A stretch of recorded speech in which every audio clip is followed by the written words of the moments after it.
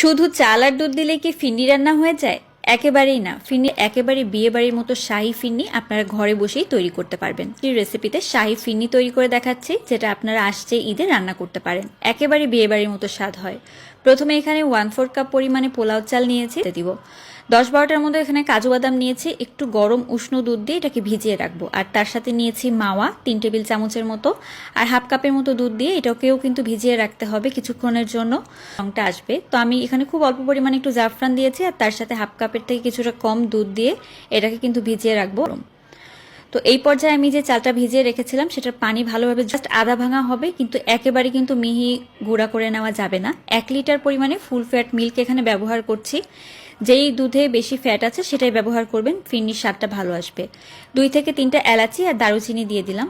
এখন এই দুধটাকে ভালো করে জাল করতে অপেক্ষা করতে হবে।